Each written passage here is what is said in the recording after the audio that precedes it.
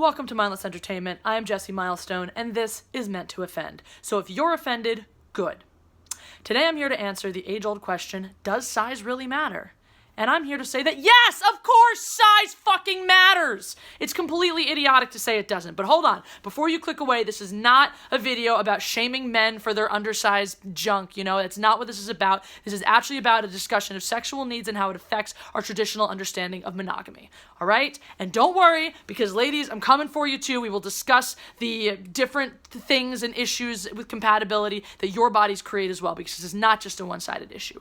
But like I said, anyone who says size doesn't matter is completely out of touch with reality.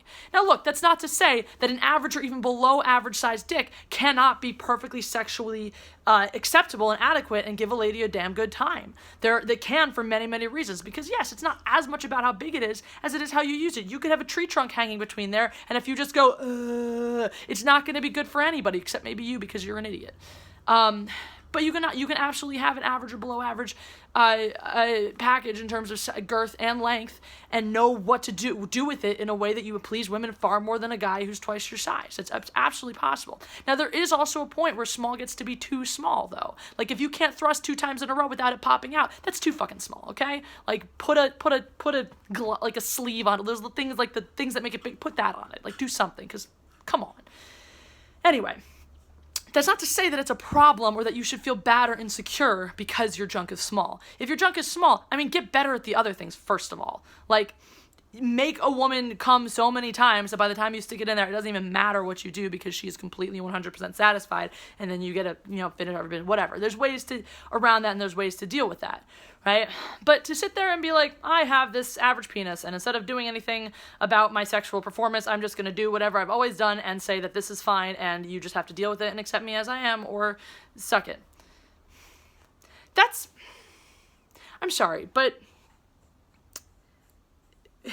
if you're not cutting it, if you're not sexually satisfying a woman to the fullest, who the fuck are you to say, hey, marry me, be with me forever, and accept below average sex for the rest of your life? That's kind of messed up. Now, I'm not saying that just because you're not the world's greatest at sex, you should never get married or you don't deserve to get married, but think about it. Think about what you're asking. By the same token, it's like somebody with a really, really high sex drive, which stereotypically is male, and a lower sex drive stereotypically we associate with females. That's like saying that a woman with a much, much lower sex drive marries a guy with anybody with a much, much lower sex drive marries someone with a much, much higher sex drive and says, you only have to have sex with me for the rest of your life on my schedule. Because you're doing the same thing. You're asking that other person to essentially have their sexual needs never completely met for the rest of their lives. That's kind of messed up. Back to the dick size for a minute, right? So, too small isn't the only issue that we can talk about here, right? Because again, like I said, you can have a below average dick and do wonders with it. You can have one that's too big. You can have what's too big. I don't honestly want to go at it with the tree trunk all the time, right? Because, like, what if we're about to go out somewhere and I'm really feeling it in the moment? I'd like to be able to walk to wherever we're going, and not be, like, hobbling around because I don't even want to go with the level of explicitness that just went through my mind. That I just got mauled by a fucking bear arm, all right? So they're too big is such a thing as well, right? Size matters in both directions. Too thin, too thick, can't keep it up, gets it up too often, can't last for more than 5 minutes, can't last for less than an hour. There's nothing worse than being with somebody that you want to fuck all the time and knowing that, like, oh, we have 2 minutes, but if we get down to it, we are going to be 58 minutes late to wherever we're going.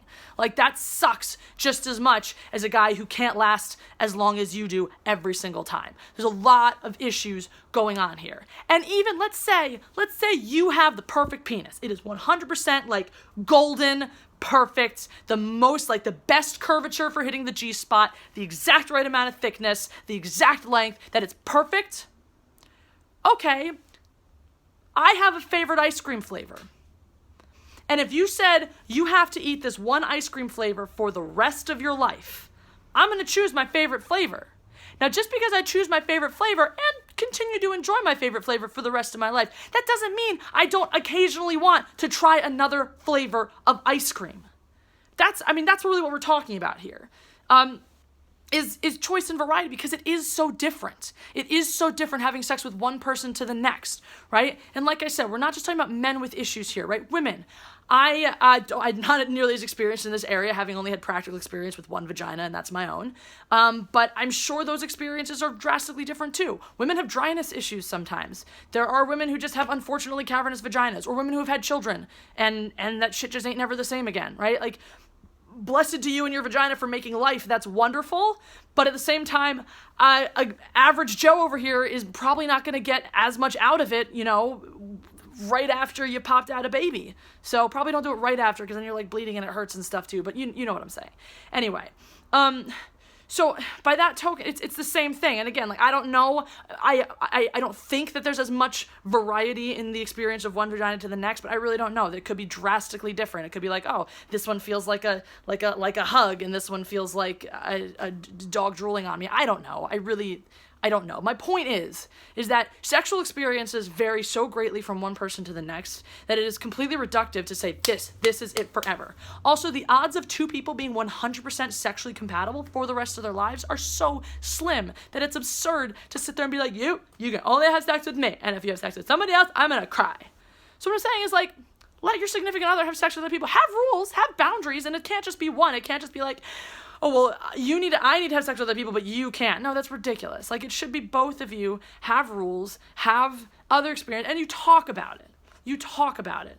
But if you're a little dick guy, please don't ask a woman to only have sex with your dick for the rest of their life. That's just, or if you do, like, go fall in love with the woman that has, like, no sex drive, and then you'll both be happy.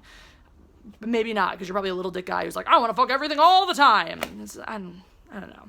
I just have a lot of feelings about this. I think that I can be in a relationship with someone. I can love the crap out of you and love everything about you and respect you and want to be with you and want to spend time with you, and yet still sometimes want to have sex with other people. It doesn't mean I love you less. It doesn't mean I care about you less. It doesn't mean I respect you less. It just means that there are, like, a bunch of other guys out there whose dicks are different from yours and give me a different experience. And different is wonderful. We should celebrate our differences and explore more of them. That's my message. My message is the more different people we have sex with, the more accepting we will be of diversity in this world. And that's all I got to say to you. For those of you who are expecting a Star Wars rant, don't worry. I'll be back with more of those very, very soon. Thanks for tuning in. Thanks for watching. If there's any other topics you'd like me to address, let me know in the comment section below. I love yelling, so just give me something to yell about. Have a good one.